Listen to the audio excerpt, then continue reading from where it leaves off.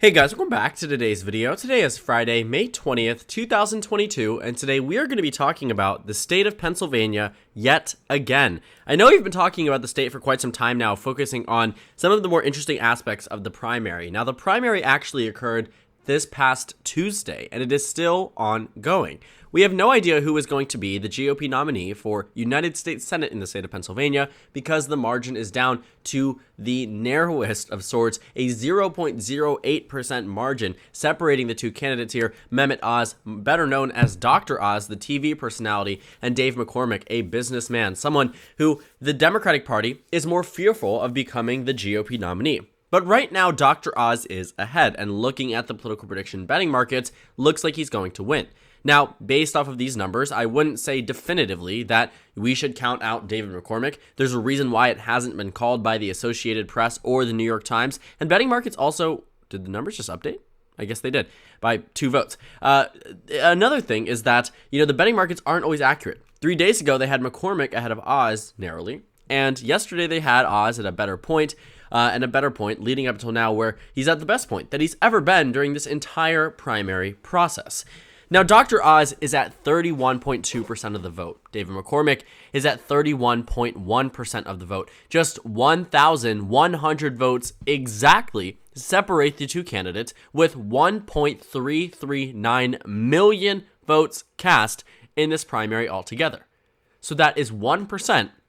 That is 1,000 votes separating amongst 1.3 million votes. It's an exceptionally small margin, which means that it does go to a recount, which only prolongs this further and further. Now, the Oz and McCormick campaigns have been increasingly more confident that their individual candidate will win the Pennsylvania GOP Senate primary. David McCormick believes because of the fact that there is outstanding votes in areas that are beneficial to him, such as Allegheny County, where he won in this district or this county with 39% of the vote to Oz's 32%, that he will be able to overcome this 1,000 vote deficit. Oz, on the other hand, believes that this lead might narrowly decrease, but will still maintain itself, that this lead is not able to be overcome. Steve Kornacki has told us just how many votes are actually remaining within the state of Pennsylvania, saying that there are 10 precincts in Allegheny. Again, that is the area that should be McCormick's stronghold, but we will see, because there's actually a tweet directly under this that we can read into, because it is quite interesting to see that the lead actually wasn't as large for McCormick as it should have been. But there are 10 remaining precincts there. Steve Kornacki estimates maybe 500 votes there, so even if all of them were to go to McCormick, it wouldn't be enough to offset the margin. There are roughly 8,000 mail ballots scattered across the state. The good news for McCormick there is that the mail-in ballots do tend to favor him, but less and less so. And by the final day, they became the least likely to vote for him out of all the mail-in ballots. So very early mail-in ballots were huge McCormick voters, and then as it got closer to, Oz started to do significantly better. And these are remaining ballots from Election Day, meaning that based off of where we are right now, it doesn't look like McCormick's going to get a 60-40 or 70-30 split that he would need in order to overcome this margin.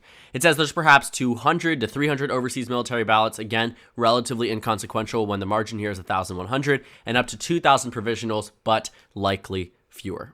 Now, if you take a look at the tweet directly under it, I can actually show you here in a little bit better clarity. It shows that there was a long-awaited vote update from Allegheny County. There were 31 remaining precincts that were not tallied on election night, and 21 of them reported their numbers. 809 votes total in the GOP primary, yet Dr. Oz actually won this group. The reason why that is significant is because that lead pushed up Oz's numbers statewide. In addition to that, it was entirely unexpected. Allegheny County is McCormick country. He won 39% of the vote here. Oz is at 32%. It wasn't that close, at least relative to where we are statewide. So when that vote dump got released, it looked a lot better for Oz, and there's a reason why the political betting markets are now much more for Oz than they were even just an hour ago. Looking at these Pennsylvania numbers, though, that increase for Oz was maybe 40 votes. That's nothing significant. That doesn't tell us much about the direction of where the state is. I'm interested to see where the mail-in ballots finally reach us at a certain point, but based off of where we are, this is going to be an extremely long process to actually get through to a GOP nominee. Now, Donald Trump has already told us that he believes that Dr. Oz should just immediately declare victory, saying that we're doing this again. They're counting the mail-in votes. He says, quote, "Here we go again. In Pennsylvania, they are unable to count the mail-in ballots. It's a big mess." He says in another post, quote, "Dr. Oz should declare victory. It makes it harder for them to cheat with ballots that they can just happen to find." What he's doing essentially is accusing the Republican Party, or at least accusing the primary, of being rigged against his candidate, at least already. He's saying that Oz should just declare victory and move on, serve as the GOP nominee, even though he might not actually have not necessarily fairly won it, but might not have officially won it yet. What Donald Trump essentially wants to happen is that Dr. Oz moves on to the general election. In theory, that would be the right move if it was a good victory. Obviously, had that been called on Tuesday, immediately move to the general election, right? No time for halting, immediately go on the offensive against John Fetterman. But you can't do that, especially when there is so much drama emerging within the GOP primary. Both Dr. Oz and McCormick have started to really gear up their lawyers. They are starting to hire people left and right. So when it goes to the courts, when it needs to be litigated, they have the proper defense. This isn't something that is going to be easily sorted out, especially looking how close it is. There might even be some consideration about whether or not certain ballots should have been counted or not. At the end of the day, both of these candidates want this more than anything, and I do think that they are willing to go to very long lengths in order to win this. McCormick, Oz, both are affluent. They have the money to get the best lawyers possible, and they're probably competing for the same exact lawyers. It's interesting and it's funny, but it's also not, because our Republican primary here, what we are looking at, has really been prolonged way much further than it needed to be. And while we don't know who has officially won, I honestly would have preferred with a call on election night if the margin was obviously different than where it is right here.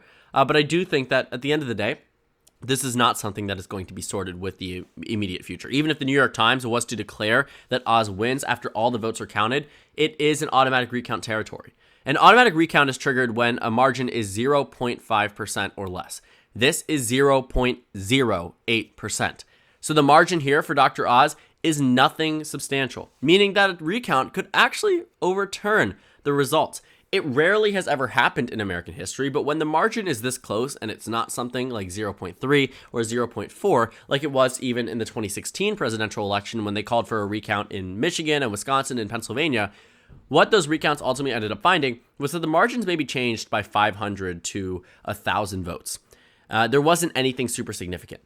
In this situation, I don't think anything super significant is going to change about the recount, but it will only just prolong the process and make it more difficult for the GOP to move forward to the regular election. The Philadelphia Inquirer has outlined the Pennsylvania election recount rules because of this Republican primary. It states that an automatic recount, like I said, must be triggered only if 0.5% of the vote or less is the difference between the top two contenders. Such a recount has been triggered 6 times since the law was enacted in 2004. And it was enacted, I think, even beyond 0.5% margins, just not by a trigger basis. It finds that if the gap doesn't widen as the final votes are tallied, that this Republican primary will surely head towards recount territory. And according to Steve Kornacki, Dave Wasserman, and a bunch of other political pundits, this is 1,000% heading into automatic recount territory. So it says, who decides if there's a recount? Well, the Secretary of State will order a recount by 5 p.m. the second Thursday after the election. So that means we're waiting until at least then, at a minimum, as these votes start to get continued counting. They might continue counting tomorrow and Sunday, not entirely sure yet. If they wait until Monday, that will only prolong the process, meaning that at the latest, it could be May 26th. This election was held just 3 days ago, meaning that that is a significant period of time. You're jumping from the 17th to the 26th. It's not a good look for the Republican Party. And then if a recount was to happen, which it more than likely will, the Secretary of State provides a 24-hour notice to the candidates. That means the recount must be scheduled to be held by the third Wednesday after the election, which in this case would be June 1st. The primary was May 17th. We're jumping all the way to June 1st to begin the recount. The recount would need to be completed by noon of the following Tuesday, or June 7th.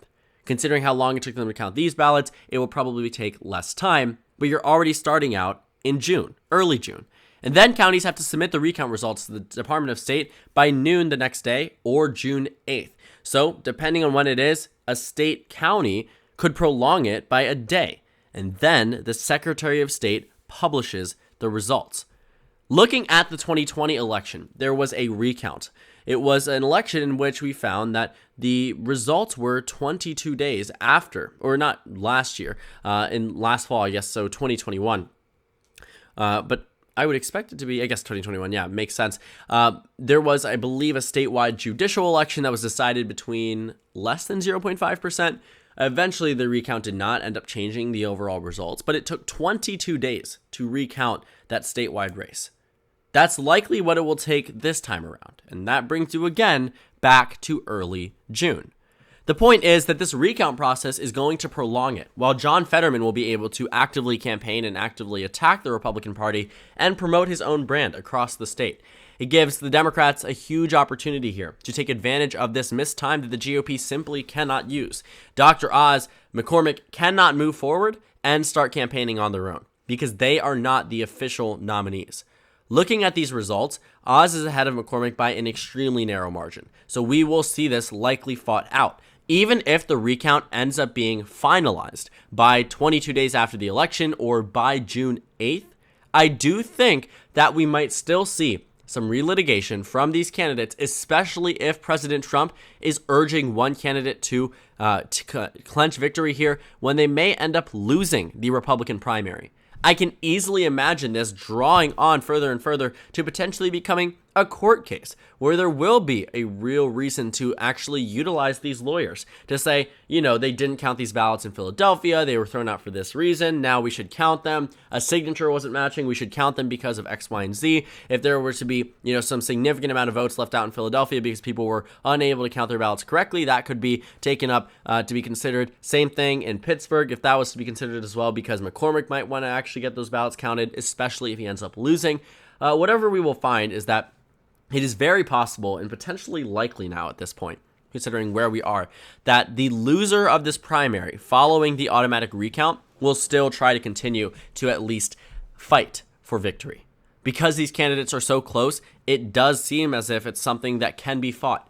For instance, let's say there were 10,000 votes thrown out across the state because of signature issues or because of the way that, someone voted or whatever it might be, because of issues with their ballot. A judge might be able to rule that these ballots should be counted, and as a result, we might be in a process where we're now adding in additional ballots that previously would not have been counted. There are many circumstances where I can imagine this prolonging way beyond June 8th, but at a bare minimum, leaving early June as the nominee doesn't really help the GOP when the Democrats have had weeks in advance. In addition to that, this just fractures the GOP. This divide is getting very, very apparent. As Trump, Oz, McCormick are putting all of their 2 cents into the race, they are going to, in a sense, radicalize their respective portions of the Republican primary to a point where maybe some McCormick supporters might see Oz as someone who never should have won this nomination. He isn't a Pennsylvania resident, and that's something that they might take up with him in the general election. McCormick wins, and then maybe the Oz and Barnett supporters will say, Trump said that Oz should have declared victory. McCormick stole this Republican primary. I'm not voting for him in the general election, or I will reluctantly do so, but I won't be out there campaigning for him like I might have been had Barnett or Oz won the election. The combined Trump vote share is more than McCormick's vote share, but Kathy Barnett definitely siphoned many votes away from Dr. Oz, even though Dr. Oz got the Trump endorsement. The narrowing up of this race makes it difficult for us to see how the GOP comes out of this unscathed, because they've already done so much damage to themselves by even being in this position. Just the closeness of the election shows that there is a fracture within the GOP, and that not everyone is behind this Trump-endorsed candidate. It sends a message not only to President Trump, but also to the voters in Pennsylvania that the GOP really wasn't super thrilled about any of these options. They were in a three-way race, and that's pretty much the extent of it. There wasn't more for the Democrats or the Republicans to really grab onto. The Republican Party didn't nominate anyone to a similar stature of John Fetterman or Josh Shapiro, or even in a sense, Doug Mastriano. All of these candidates that won their primaries by extremely large amounts relative to this Republican primary, where Republicans were very much struggling to choose the right nominee. And looking at the polling numbers, it made a lot of sense. It did go back and forth between Oz, McCormick, and then all of a sudden, there was a surge in support for Kathy Barnett. She ended up getting actually a very similar amount to what her percentage was in the polls. Got 24.7 in the polls. She was supposed to get 24.2. But interestingly enough, McCormick was supposed to get 19.6. He ended up getting more than 19.6, 31.1%.